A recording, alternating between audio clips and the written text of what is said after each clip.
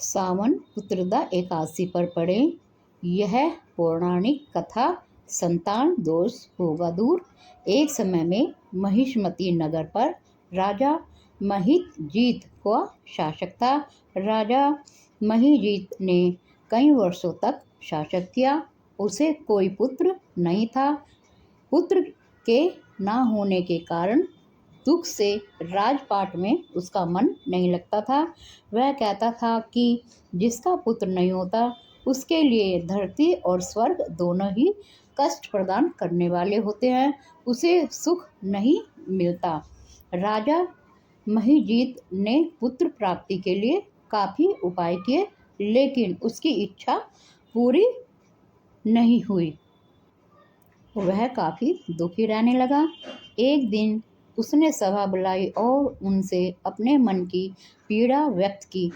उसने कहा कि हमेशा दूसरों की सेवा की, दान पुण्य का कार्य भी बढ़ चढ़कर किया, लोगों के सुख में कोई कमी नहीं की। इतना कुछ करने के बाद भी उसे कष्टकारी जीवन व्यतीत करना पड़ रहा है।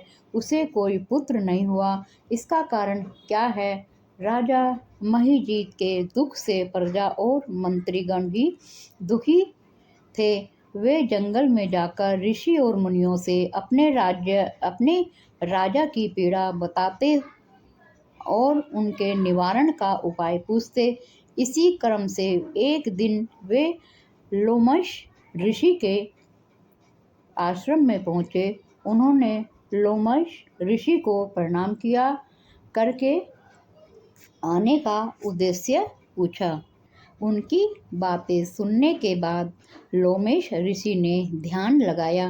लोमेश ऋषि ने उपाय बताते हुए कहा कि सावन शुक्ल एकादशी को विधि पूर्वक व्रत करो, विष्णु पूजा पाठ और रात्रि जागरण करो।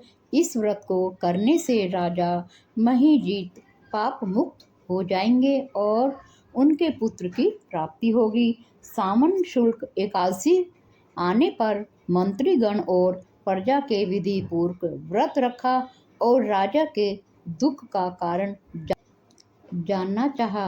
अपने तपोबल से उन्होंने जाना कि पूर्व जन्म में राजा महिजीत ने धन कमाने के लिए कई बुरे कार्य किए थे। वह एक निर्धन वैश्य था। एक बार वह 2 दिनों तक भूख प्यास से परेशान रहा। पानी की तलाश में एक तालाब के पास पहुंचा। वहां एक गाय पानी पी रही थी तो उसे भगा दिया और खुद पानी पीने लगा। उस पाप कार्य के कारण इस जन्म में उसे पुत्र सुख प्राप्त नहीं हुआ।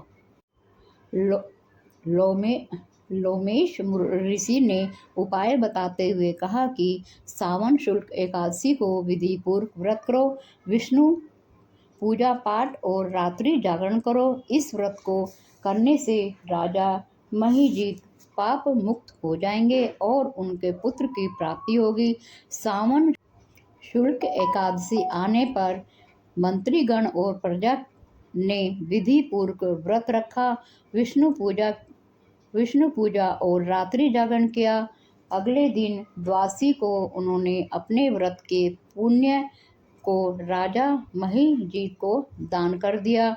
उनके पुण्य प्रभाव से रानी गर्भवती हो गई और राजा महिजीत को पुत्र की प्राप्ति हुई। जो भी इस व्रत को विधि विधान से करता है उनके पाप मिट जाते हैं और मोक्ष की प्राप्ति होती है। हर हर महादेव, हर हर शंभू।